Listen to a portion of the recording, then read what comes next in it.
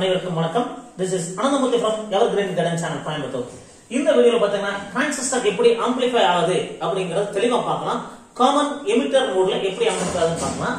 நீங்க ஆல்ரெடி தெரியும் டிரான்சிஸ்டர் ரெண்டு அப்ளிகேஷன் யூஸ் பண்ணலாம். DC circuit, DC amplification, AC amplification.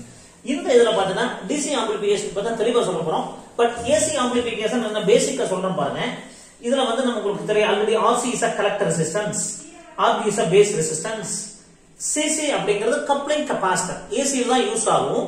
coupling capacitor which allows AC signal and to block the DC. அது இந்த சிக்னலோட அதான் DC வந்துச்சுன்னா பிளாக் பண்றக்கும், அவுட்புட் எடுக்கும்போது இந்த DC வந்து அந்த அலோ பண்ணாம இருக்கறக்கும் coupling capacitor போடுறோம். அத டீடைலா ஒரு வீடியோல சொல்றோம். இப்போ இந்த R1 R2 அப்படிங்கிறது பயாசிங் சர்க்யூட். புரியுதுங்களா? இது பிளஸ் 2 புக்ல VB ன்னு கொடுத்திருப்பாங்க. அது பயாசிங் வோல்டேஜ் VB அப்படின்னு கொடுத்திருப்பாங்க. அப்போ இந்த எதுக்காக இந்த பயாசிங் வோல்டேஜ் அப்படிங்கறது தெளிவா சொல்றேன். நீங்க பாருங்க, இப்போ ஒரு டிரான்சிஸ்டர் இந்த சிம்பிளா போட்டுருக்கேன். பாசிட்டிவ் இப்போ DC சப்ளை கொடுக்கல, VBங்கிற ஒரு சப்ளை கொடுக்கல. ஓகேங்களா? இப்போ ஒரு AC சிக்னல் கொடுக்கறேன். Positive is connected to P, அப்ப கனெக்ட் பண்ணும். ஓகேங்களா? ஃபார்வர்ட் பயாஸ் டிரான்சிஸ்டர் அவுட்புட் கிடைக்கும். நெகட்டிவ் சைக்கிள்ல negative is connected to P, அப்ப டிரான்சிஸ்டர் ஆஃப், ரிவர்ஸ் பயாஸ். புரியுதுங்களா? அப்ப அவுட்புட் கிடைக்காது. இதே PNP டிரான்சிஸ்டரா இருந்தா பாசிட்டிவ் சைக்கிள் ஆஃப் ஆகும், நெகட்டிவ் சைக்கிள் ஆன் ஆகும். அப்ப என்ன ஆகும் கேட்டீங்கன்னா, ஒரு DC சப்ளை கொடுக்கலனா ஒரு சைக்கிள் மட்டும் தான் டிரான்சிஸ்டர் ஆன் ஆகும், இன்னொரு சைக்கிள்ல டிரான்சிஸ்டர் ஆன் ஆகாது. அப்போ நமக்கு ரெண்டு சைக்கிளையும் டிரான்சிஸ்டர் ஆன் ஆகணும். அதுக்காக தான் ஒரு DC சப்ளை கொடுக்கிறோம். அதுக்கு பேர் தான் பயாசிங் வோல்டேஜ். இந்த பயாசிங் வோல்டேஜ் எப்படி கிடைக்குதுங்கிறதுக்காக தான் இந்த R1 R2 அப்படிங்கிற சர்க்யூட் போடுறோம். அதுக்கு பேர் பயாசிங் சர்க்யூட், இதுக்கு பேர் பொட்டன்ஷியல் டிவைடர் சர்க்யூட். இப்போ இந்த பொட்டன்ஷியல் டிவைடர் சர்க்யூட் எப்படி ஒர்க் ஆகுது, ஒரு DC கண்டிஷன்ல எப்படி ஆம்பிளிஃபை ஆகுது அப்படிங்கறத தான் இந்த வீடியோல தெளிவா பார்க்க போறோம். அடுத்து ஆபரேட்டிங் பாயிண்ட் அப்படின்னா என்ன, Q பாயிண்ட். Q பாயிண்ட் அப்படிங்கிறது ஆபரேட்டிங் பாயிண்ட். ஆபரேட்டிங் பாயிண்ட்னா என்ன அப்படிங்கறது தெளிவா பார்த்தலாம். இப்போ பாத்தீங்கன்னா பொட்டன்ஷியல் டிவைடர் ரூல் அப்படிங்கிறது இந்த VB அப்படிங்கிற ஒரு சப்ளை வோல்டேஜ். இந்த VB அப்படி சப்ளை வோல்டேஜ் எப்படி வரும்னு பாத்தீங்கன்னா I into R2. So I is equal to VCC divided by Ohm's law, VCC by R1 plus R2 into R2. புரியுதுங்களா? அப்போ R1 R2 கிராஸா எவ்வளவு VC வோல்டேஜ் இருக்கு into R2. இதுக்கு பேர் தான் பொட்டன்ஷியல் டிவைடர் ரூல். புரியுதுங்களா? இது பொட்டன்ஷியல் டிவைடர் ரூல். ஒரு VB கிடைச்சிச்சு இல்லைங்களா? இப்போ இந்த VB தான் வந்து என்ன வரும், பேஸ்க்கு அப்ளை ஆகுது. therefore applying Kirchhoff's voltage law in the base circuit, VB equal to IB into RB plus VCE. From this IB is equal to VB minus VBE base emitter voltage divided by RB. VB equal to 0.7 for silicon or 0.3 for germanium. அப்போ உங்களுக்கு IB கிடைச்சிருக்கீங்களா? புரியுதுங்களா? But என்ன சொல்றோம், input there is no input, VA equal to 0. Signal கொடுக்காத போது ஒரு DC supply கிடைக்குது. அந்த DC சப்ளைனால ஒரு பேஸ் கரண்ட் இருக்குது.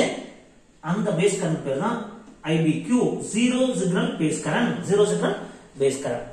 ஓகேங்களா? இப்போ இந்த பேஸ் கரண்ட்னால ஒரு கலெக்டர் கரண்ட் இருக்கும். So collector current IC equal to beta times IB. So ICQ அது சிக்னல் இல்லாதப்போ ஒரு கரண்ட் இருக்கும், beta times IBQ. That is called zero signal collector current. புரியுதுங்களா? So zero signal base current and zero signal collector current. So இந்த collector currentனால ஒரு VCE இருக்கும். VCE equal to VCC minus ICRC. So that is VCC minus ICQ into RC. So that is called VCQ. அது Q அப்படிங்கிறது தான் operating point. அப்ப signal இல்லாதப்ப ஒரு phase voltage, அப்ப சிக்னல் கொடுக்கல, இந்த பொட்டன்ஷியல் டிவைடர்னால ஒரு பேஸ் வோல்டேஜ், அந்த பேஸ் வோல்டேஜ்னால ஒரு பேஸ் கரண்ட், அந்த பேஸ் கரண்ட்னால ஒரு கலெக்டர் கரண்ட். புரியுதுங்களா? அந்த கலெக்டர் கரண்ட்னால ஒரு voltage, collector voltage, collector emitter voltage. இந்த இதுக்கு பேரு தான் operating point. So operating point is nothing but zero signal values of VCE and IC. That is called VCEQ and ICQ.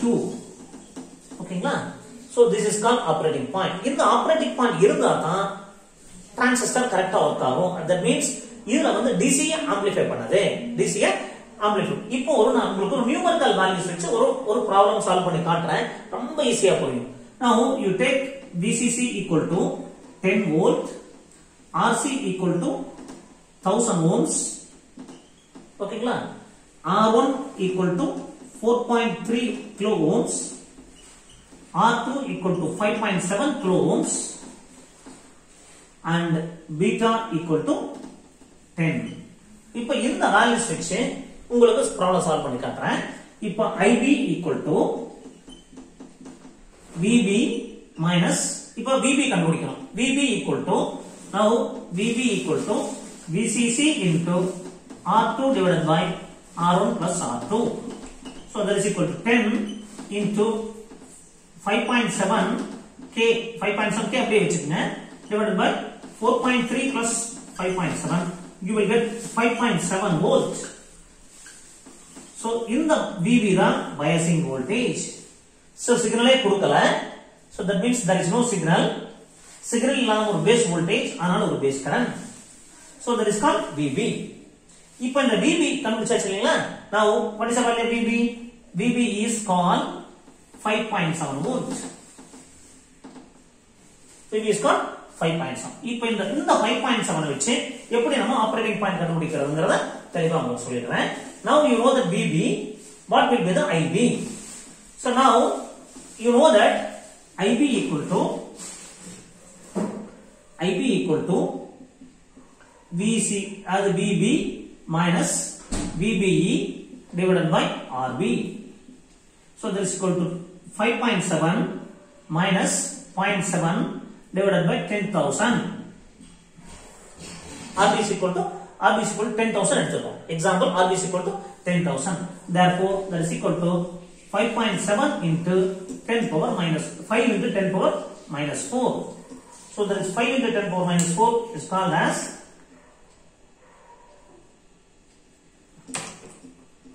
500 into 10 power minus 6.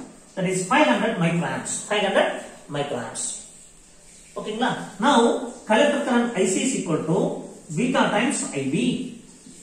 So that is 10 into 500 into 10 power minus 6. You will get 5 into 10 power minus 3. So that is equal to 5 milliamps. Apo base current 500 microamps is converted into 5 milliamps. But 10 times amplifier. Okay, now VCE equal to VCC minus ICRC. VCC minus ICRC. So VCC equal to 10 minus IC is equal to 10 milliamps. Sorry, 5 milliamps. 5 into 10 power minus 3 into RC is equal to 1000. You will get 5 volt. VCE is equal to 5 volt. Now these two parameters in the IC, IB, in the IB pair zero signal base current. Zero signal. So this is called zero signal base current. IBQ. So in the current pair zero signal collector current. ICQ. So in the voltage pair VCQ, VCEQ. So zero signal values of IC and zero signal values of VCE is called operating point. புரியுதுங்களா? இந்த operating point நான் உங்களுக்கு ஒரு கிராஃப்ல போட்டு காட்டுறேன். இன்னுமே ரொம்ப ஈஸியா புரியும். Now you know that already you are having see these two lines. This is VCE. This is IC. You know the current equation. VCE equal to VCC minus ICRC. When the transistor is off, அதுக்கு நீங்க basic VB கொடுக்கல. For example, நீங்க open பண்ணிட்டீங்க. Basic supply கொடுக்கல. When VB is equal to 0, there is no base current. When there is no base current, there is no collector current. Therefore, VCE equal to VCC. is equal to VCC. அப்போ collector current இல்லன்னா So VC equal to VCC. Suppose VC equal to 0. Sorry. Suppose if the transistor is on, when VC equal to 0, IC equal to VCC by RC. So when VC equal to 0, IC equal to VCC by RC. This is equal to 10 divided by 1000. So 10 milliamps. So இந்த ரெண்டு point நம்ம join பண்ணா அதுக்கு பேரு தான் load line. அதுக்கு பேரு தான் லோட் லைன். இது வந்து கட் ஆஃப் ரீஜியன், இது சேச்சுரேஷன் ரீஜியன். இப்போ நீங்க Q பாயிண்ட் மார்க் பண்ணுங்க. அப்போ ஒரு 5.7 ஒரு பேஸ் கரண்ட் இருந்தீங்களா, பேஸ் கரண்ட் ஒரு கலெக்டர் இருந்தா கலெக்டர் கரண்ட் எவ்வளவு இருந்துச்சு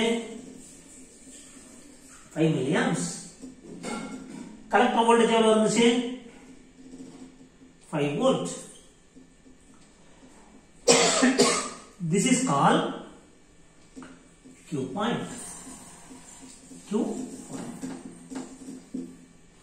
So 5 milliamps, that means 5 volt, comma 5 milliamps. So that is called operating point. இப்போ சிக்னல் இல்லாதப்ப ஒரு DC சப்ளை, அந்த DC சப்ளை தான் வருது because of this biasing circuit. So signal இல்லாதப்போ ஒரு பேஸ் சப்ளை, அந்த பேஸ் சப்ளைனால ஒரு பேஸ் கரண்ட், அந்த பேஸ் கரண்ட்னால ஒரு கலெக்டர் கரண்ட், அதனால ஒரு output. These two values, zero signal values of collector current and the collector emitter voltage is called operating point. Sorry, இந்த ஆப்பரேட்டிங் பாயிண்ட் இருந்தா தான் ஒரு ஏசி சிக்னல்ல எப்படி ஆம்பிளிஃபை ஆகுதுன்னு கண்டுபிடிக்க முடியும். இது மிட் பாயிண்ட்ல இருக்கு. சோ இது கட் ஆஃப் ரீஜியன், இது saturation region, that is called ICQ or IC sat. Saturation. Between this range is called active region. Amplifier active ரீஜன்ல யூஸ் பண்ணணும். அப்போ ஒரு டிரான்சிஸ்டரை பொறுத்த வரைக்கும் காமன் எமிட்டர் கான்ஃபிகரேஷன்ல ஒரு சிக்னல் கொடுத்தீங்கன்னா பாசிட்டிவ் சைக்கிள் நெகட்டிவ் சைக்கிள் ஆகும், நெகட்டிவ் சைக்கிள் பாசிட்டிவ் சைக்கிளாகவும் மாறும். அதுக்கு 180 டிகிரி ஃபேஸ் ஷிஃப்ட். அப்ப இது எப்படி 180 டிகிரி ஃபேஸ் ஷிஃப்ட் ஆகுதுன்னு தெரிஞ்சுக்கணும்னா ஃபர்ஸ்ட் டிசில எப்படி ஆம்பிளிஃபை ஆகுதுன்னு தெரியணும். இந்த டிசி ஆம்பிளிஃபிகேஷன் நீங்க புரிஞ்சிட்டீங்கன்னா அடுத்த வீடியோல எப்படி ஒரு ஏசி சிக்னல் ஆம்பிளிஃபை பண்ணது, எப்படி 180 டிகிரி ஃபேஸ் ஷிஃப்ட் வருது, எல்லாமே மிக முக்கியமான பாயிண்ட்ஸ். இந்த டேட்டா வச்சு நீங்க ஈஸியா ப்ராப்ளம் அனலிட்டிக்கலா சால்வ் பண்ணலாம். இந்த மாதிரி எங்களுடைய டேட்டாஸ் பிடிச்சிருந்தா, எங்களுடைய வீடியோஸ் பிடிச்சிருந்தா சப்ஸ்கிரைப் பண்ணுங்க, ஷேர் பண்ணுங்க. மீண்டும் ஒரு நல்ல பதிவுடன் உங்களை சந்திக்கின்றேன். நன்றி, வணக்கம்.